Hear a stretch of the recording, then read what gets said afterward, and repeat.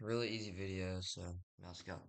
A box hangs from the ceiling suspended by two cords, one of which is horizontal, the other of which forms a 45-degree angle with the vertical as shown below. If the box weighs 40 newtons, what is the tension force? So there's three forces. Let's draw a free body diagram. G T1 T2. I guess these tensions don't really point in any direction, honestly. Yes, they do. But yeah, it's kind of more intuitive on that part. But anyway, with the vertical means this is gonna be 45, right? The vertical, which means this if this is a straight line, this would also be 45. Because if this is 45, then the 9-degree angle of this straight line, which it is, then it says horizontal, so it's purely horizontal. 90 minus 45, 45. So it's just this. Now, basically, how we want to do this is we want to break it up into two components. The x component and the y direction. When it and y component, like this goes back to vectors. As long as you have something that's like slanted, you'll have two components, right? You have um, t2 sine 45 and t2 cos 45. Those are your two components, and you just want to match them up. Just look at what forces are in which direction. So this component of the tension is in the same direction as mg. So things actually going up. No, mm, yeah, it's going up.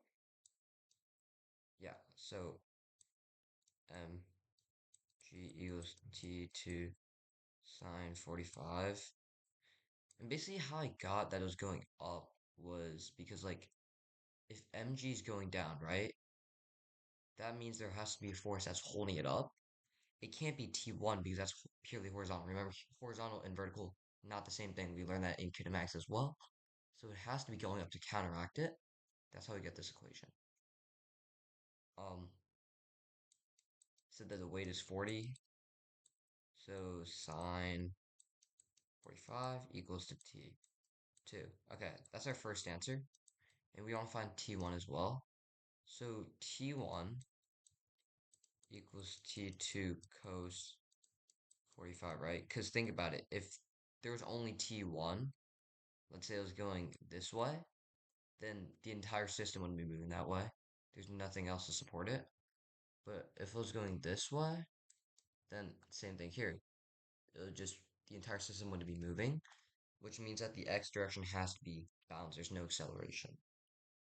Yeah, so remember, F equals A, but if there's no A, then it's just delta F equals 0. So yeah, that's how I got this, right? Because like it's T2 sine 45, right? Because this is going up, but mg is going down, so it's negative. That's why it's negative. And there's no acceleration, so it equals 0. And that's how I got that. It's the same thing here. They have to cancel each other out. There's no other option. They can't go in the same direction or else it'll be acceleration, but there is no acceleration.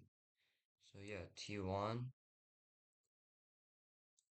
equals to 40 all over sine 45 times cos 45. And if you remember, cos 45 equals to sine 45, right? Because cosine 90 minus theta equals to like sine theta.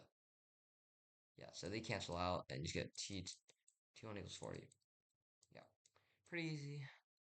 Hope to see you guys in the next one. Yeah.